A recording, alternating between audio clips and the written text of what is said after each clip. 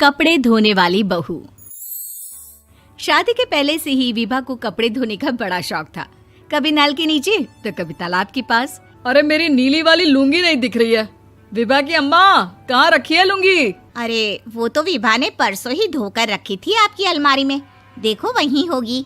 वो ना मैंने आज धो दी, मुझे लगा कि गंदी हो गई होगी। अरे कैसे गंदी हो गई थी? उसे तो मैंने पहना भी नहीं। हे भगवान, इस लड़की के कपड़े धोने की आदत से परेशान हो गया हूँ मैं। जितना तो घर में राशन नहीं आता, उससे कहीं ज्यादा डिटर्जेंट पाउडर का खर्चा है। इसकी शादी करवा दो, शादी जाए अपने घर में ही करे काम, फिर चाहे घर के कपड़े धोने हो या पूरे गांव के। हाँ ठीक बोल रही हूँ, देखता हूँ मैं कोई लड़का। वो दिन भी आ जाता है जब विभा को देखने लड़के वाले आ जाते हैं। लड़की मुझे अच्छी लगी। होने वाली सास कहती है, बेटी अगर कुछ पूछना है तो पूछ लो। वैसे तो हमारी लड़की बहुत ही शर्मीली है, जो बोल दो वो मान लेती है, इसे क्या पूछना होगा। अरे कैसी बात कर रही हो माँ, मुझे इन लोगों के घर रहना है, सवाल तो कई है। हाँ हाँ बेटा, पूछ लो ना, क्या पूछना है। आप लोगों के घर कपड़े कौन धोता है? सास का मुंह बन जाता है।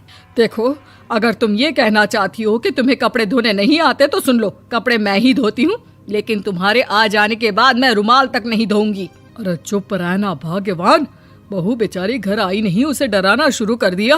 वो क्या है ना बिटिया, अभी तक तो ये कल्लू की माँ ही धोती थी, लेकिन अब तुम्हारे पापा तो दहेज में वॉशिंग मशीन देंगे ही। तभी विभा की माँ बोल पड़ती है, सवाल भी पूछा तो क्या। वैसे भाई साहब, मशीन की तो फिर भी कपड़े धोने की कैपेसिटी होती है। मतलब जो बिटिया दे रहे हैं ना विभा, इसे कपड़े धोने का बहुत शौक है। ये आप लोगों के क्या, आस पड़ोस गांव मोहल्ले सबके कपड़े धो दे और उफ तक ना करे। बाहर देखा नहीं आपने कितने कपड़े सूख रहे हैं? सब हमारी बिटिया ने ही तो धोए हैं। बस भी करो ना माँ, शर्म आ रही इतनी तारीफ सुनकर। और तो और एक दाग निकाल कर दिखाओ तो मान जाऊं। हाँ अच्छा, माफ करना बेटा, मैंने गलत समझा। हमें तो रिश्ता बहुत पसंद है। और ऐसे जुड़ जाता है रिश्ता कपड़े धोने का शौक रखने वाली विभा का। उसकी शादी हो जाती है कोयला फैक्ट्री में काम करने वाले कल्लू के साथ। शादी के बाद अचानक विभा चिल्लाती हुई सास के पास आती है। सासू माँ, अरे सासू माँ कहाँ है आप? ये तो धोखा है, धोखा दिया आप लोगों ने मुझे। इसे ससुर के चक्कर के बारे में पता चल गया। अरे तो उसमें तुझे क्यों धोखा मिला है? अरे नल में पानी नहीं आता, कपड़े कैसे कब धुलेंगे? अच्छा, तू पानी नहीं आ रहा उसकी बात कर रही है। तो आपने क्या सोचा? कुछ नहीं। अच्छा, तेरी माँ ने कहा था कि कपड़े धोने का शौक है तुझे, याद आया मुझे।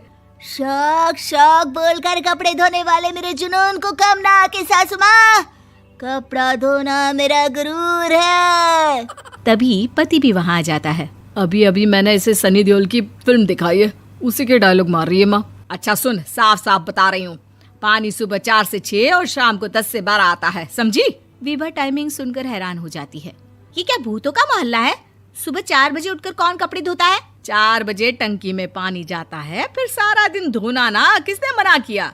अरे कैसी बात कर रही हैं? 200 लीटर की टंकी में कितने कपड़े धो लूंगी मैं? सुबह ही उठ जाऊंगी मैं। अब क्या था, विभा सुबह 4 से लेकर रात के 12 बजे तक कपड़े ही धोती रहती। एक रोज सास पड़ोस से निकलकर कहीं जा रही होती है कि साथ वाली कहती है, हाँ कल्लू की माँ, जरा ये बताओ कि 2 साड़ी है, 2 ब्लाउज और एक पेटीकोट और एक नाड़े वाला लंबा कच्छा। हाँ तो? अरे तो क्या, कितना लोगी धुलाई ये बताओ। धोबन दिख रहे हैं हम क्या? हमारे पति सरकारी नौकरी से अभी रिटायर हुए हैं और बेटा सुपरवाइजर है कोयला फैक्ट्री में। धोबन समझ रखा है हमें? हाय रे कल्लू की अम्मा, माफ कर दो, वो तो मोहल्ले में यही सब बता रहे थे कि तुमने बहू को कपड़ा धुलवाने के काम में लगा दिया है। सास को पड़ोसन की बात सुनकर गुस्सा आ जाता है। वो घर पहुंचती है जहां घर के बाहर ही इतने सारे कपड़े सूख रहे होते हैं जितने कि किसी धोबन के घर पर। अरे ओ कल्लू की दुल्हन, बाहर निकल। माँ जी यहीं आ जाओ, बाथरूम में चादर धो रहे हैं हम। अरे अभी हम धोते हैं, तुमको बाहर निकलो। ये आस पड़ोस वाले बोल रहे हैं कि हम बहू से कपड़े धुलवा कर उसे कपड़ा धोने वाली बना दिए हैं।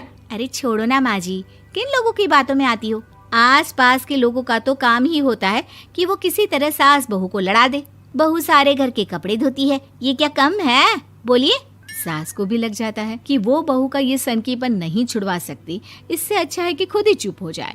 एक रोज सास और बहू मंदिर जाते हैं, जहाँ सास की साड़ी वहाँ खड़ी भीख मांगने वाली से मिलती है। माँ जी क्या बात है, आपकी साड़ी उस भिखारन से कितनी मिल रही है ना? हाँ हाँ, देखो तो दोनों की साड़ी मिल रही है। क्या बात है कल्लू की अम्मा, तुम खुद को तो अफसर की बीवी बताती हो और ऐसी सिंपल सी प्लेन साड़ी पहनकर घूमती हो। सिंपल और प्लेन नहीं है ये साड़ी। तो क्या सोने के धागे से फूल बने हैं? कुछ भी सासू माँ, कुछ भी। हाँ, बने थे इस साड़ी में सोने के धागे से फूल। मेरे पति लेकर आए थे मद्रास से स्पेशली मेरे लिए 10,000 की। ताहे भाई साहब इस भिखारन के लिए भी सेम टू सेम साड़ी लेकर आए होंगे 10,000 की। सास उस वक्त तो कुछ नहीं कहती, लेकिन बहू के साथ घर आती है और अलमारी से एल्बम निकाल कर लाती है। ये साड़ी देख रही है, ये वही साड़ी है जिसे मैंने अभी पहना था। इस साड़ी में ये जो चमकदार फूल दिख रहे हैं ना, ये सोने के धागों से काढ़े गए हैं। लेकिन तू लोकल वॉशिंग मशीन ब्रश से घिस घिस कर सारे फूलों को निकाल कर साड़ी प्लेन कर दी। मुझे माफ कर दीजिए सासू माँ। और तो और, जब मैंने तुझे तेरी गलती के लिए कुछ नहीं कहा, लेकिन तूने तो सबके सामने मेरा मजाक ही बना दिया। क्यों? बहू को समझ में आ जाता है कि अब से उसका कपड़े धोना बंद।